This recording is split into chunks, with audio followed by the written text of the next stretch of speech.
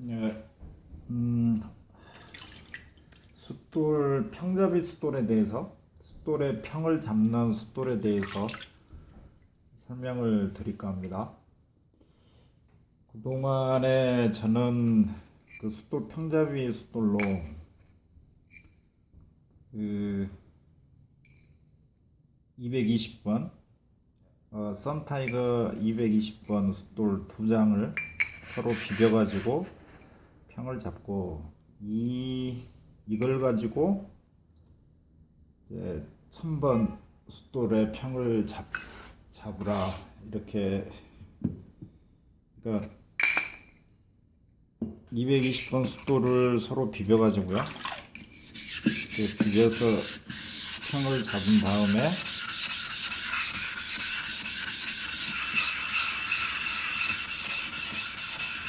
이 평 잡힌 220번을 가지고서 1000번의 평을 잡도록 그렇게 잡는 거를 말씀을 드렸거든요. 이런 식으로 뭐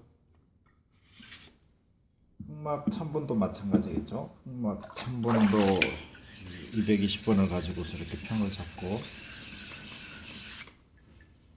거를 말씀을 드렸는데,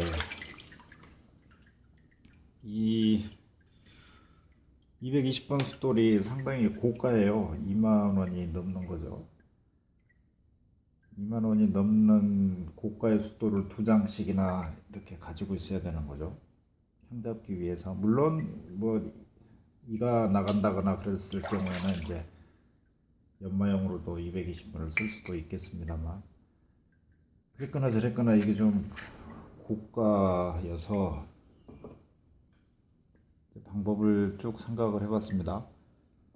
이런 면잡이 숫돌 경우에 이것도 대부분 수입품이다 보니까 가격이 상당히 나가고,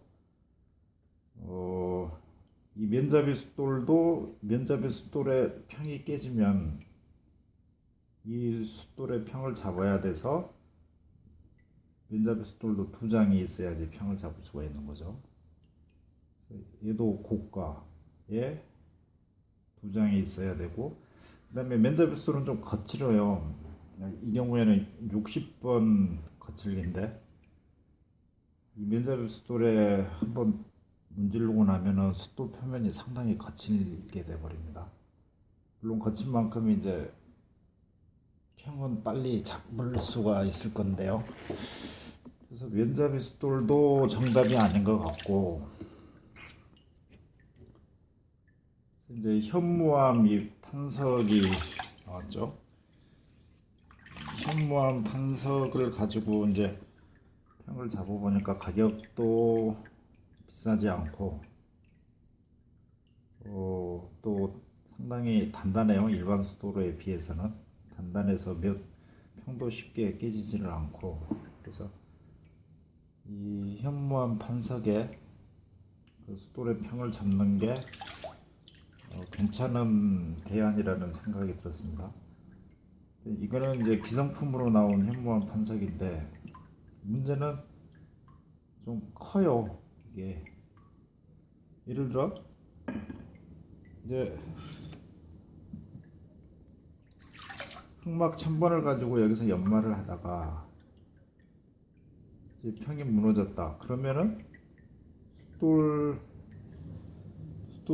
이제 이게 뭐 연마 공간이 넓어서 현무암 판석을 항상 옆에 이렇게 비치를 해둔다면 이런 식으로 문질러서 평을 잡고 또 연마를 하고 그렇게 할 수도 있을 건데, 이 판석이 차지하는 공간이 크다라는 겁니다. 그래서 이 현무암 판석을 숫돌 크기만큼 이렇게 잘라냈어요. 이렇게 잘라내니까는 이렇게 숫돌을 연마하다가 이 숫돌을 그대로 이 현무암을 가지고서 평을 잡고 옆에다 놔두고 이렇게 하면은 편리하겠다는 생각을 한 거죠. 네, 그래서 지금 현무암 판석을 숫돌 크기로 만든 숫돌 면잡이 숫돌이 나왔습니다. 근데 이제 이 현무암 경우에 이제 기계로 자르게 되죠. 기계로 자르다 보니까 이제 막 출시된 거는 이 표면이 상당히 거칠어요. 거칠고 이제 정확히 평이 안 맞아요. 이렇게 자로 대보면 자를 대고서 이제 햇빛에 이렇게 보면은 그 평이 안 맞다는 게 나오고 그 칼로 이렇게 자른 그런 자국도 있습니다. 표면에. 그래서 이거를 매끈하게 해줘야 되고 이 현무암 판석 경우에도 숫돌 면을 잡고 나면은 그 숫돌보다는 숫돌처럼 그렇게 많이 닳지는 않겠지만 이 판석도 이제 평이 깨지게 되는 거죠. 그래서 이 두 장을 가지고서 뭐 자주는 아니겠습니다만은 가끔 이렇게 문질러서 현무암 판석에 평도 잡아줘야 될 필요가 있다. 그런 이야기입니다. 근데 이 현무암끼리 이렇게 문질러다 보면 빨리빨리 평이 안 잡혀요. 두 개가 이제 마찰이 되니까 평이 잡히기는 합니다만 빨리빨리 안 잡혀서 그래서 생각해낸 게 금강사입니다. 금강사 연마제를 여기에 놓고서 문질러주면 금강사가 이 현무암 사이에 끼어서 금강사가 연마를 하니까 연마가 금방 됩니다. 평이 금방 잡혀요.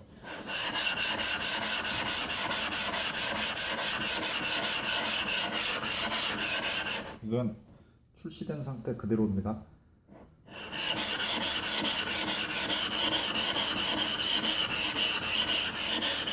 뭐 평 잡는 방법은 여러 번 이야기를 했습니다만 대각선 방향으로 문질러주고 전으로 문질러주고 돌려주고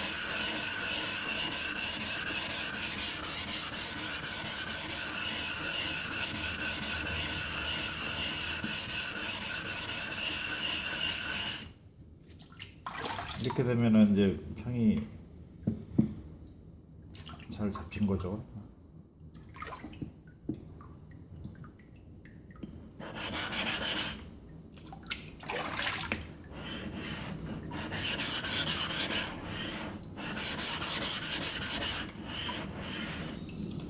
이렇게 이제 금강사를 놓고서 평을 잡은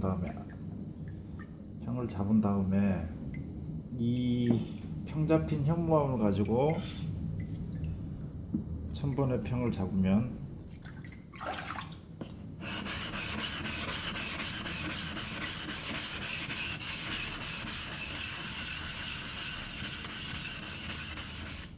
좋다 그런 이야기죠.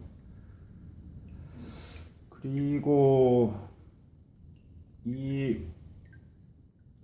만약에 1000번이 이 평이 심하게 마모가 됐다. 그러니까 일반적으로 매번 쓰는 그런 상태가 아니고 평이 심하게 무너져 있는 경우에도 이렇게 금강산을 좀 뿌려주고 이 정도만 뿌려도 충분합니다.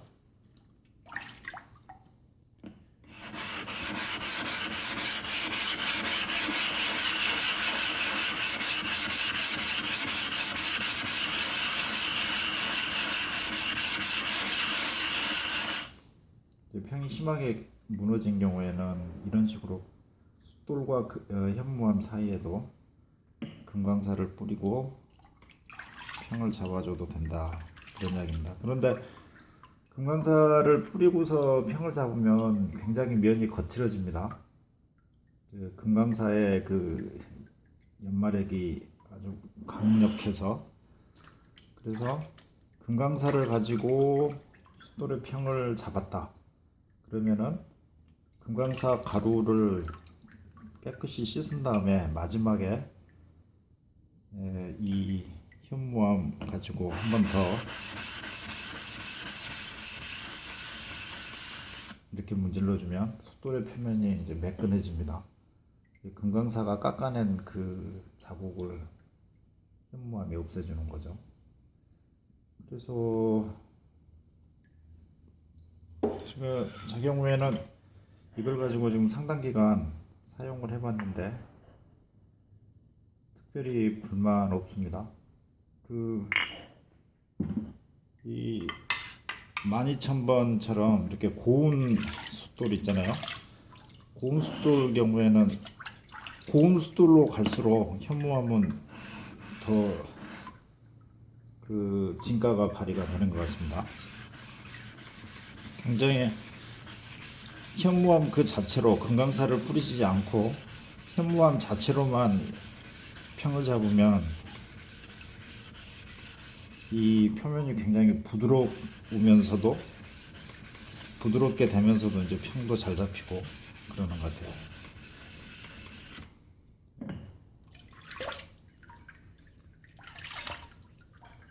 평 잡은 지가 오래돼서 아직 이 부분은 새카맣습니다만 금강사 안 뿌리고 현무암으로만 이렇게 하면 상당히 평도 잡고 이 표면도 그렇게 거칠지 않고 그렇게 되는 것 같습니다.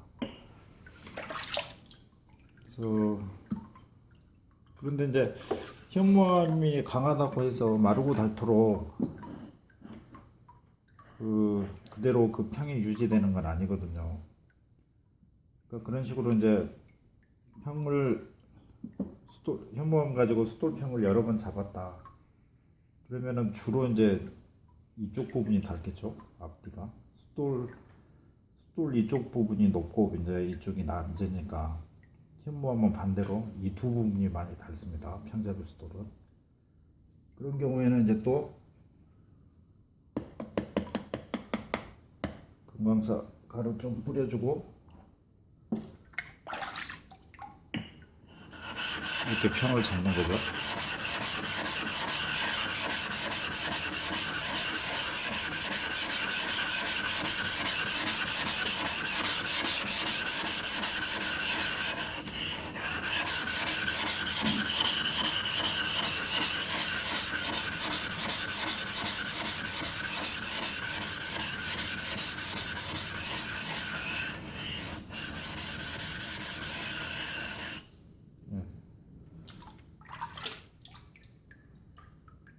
괜찮은 것 같아요. 특히 이 현무암은 여기에 이제 구멍이 많잖아요. 그래서 그 구멍이 숫돌을 이제 깎아주는 거죠. 현무암을 이용한 평잡이 방법에 대해서 소개를 드렸습니다.